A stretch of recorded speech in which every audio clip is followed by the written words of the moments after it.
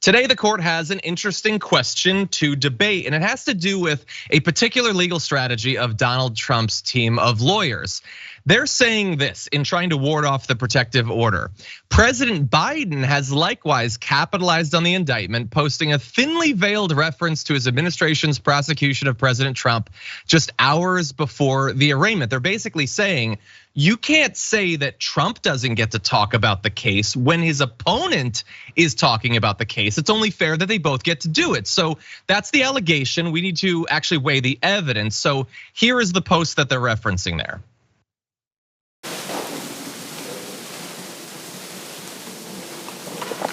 I like my coffee dark.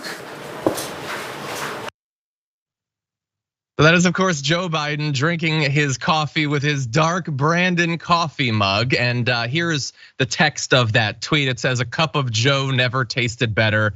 Grab yours, blah, blah, blah, dark roast." That's kind of funny, actually.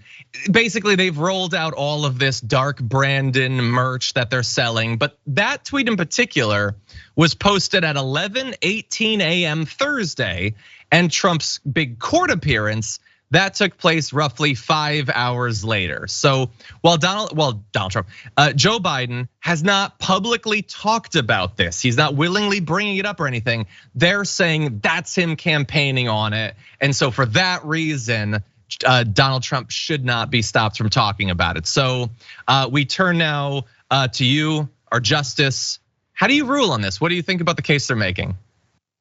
Well, I mean, the evidence to me is not logically relevant, right? Because it doesn't coincide with what they're trying to argue. If he posts this at 11:15 a.m., there's no reference to Trump. There's no reference to the case whatsoever, right? Dark Brandon is a theme that has been running heavy for quite some time. I allude to Dark Brandon in my own commentary most times. So unfortunately, I just don't see the relevance of this evidence when it comes to speaking about Trump. I think it is very much so about him campaigning for 2024, and I think we all will enjoy our cup of Joe early in the morning. So, I will say I prefer mine with a lot of flavor. Basically, I prefer frou-frou flavored coffee, but I guess I can still put it in the mug. Okay, so you're ruling that he is innocent of these charges. I'm gonna say that Joe Biden is innocent of these charges. Exactly. You might be able to later charge Dark Brandon with them. I don't know if that's like a double jeopardy type thing, but those are two different defendants.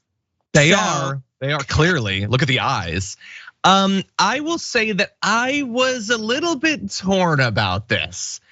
It is pretty close to when Trump is in court.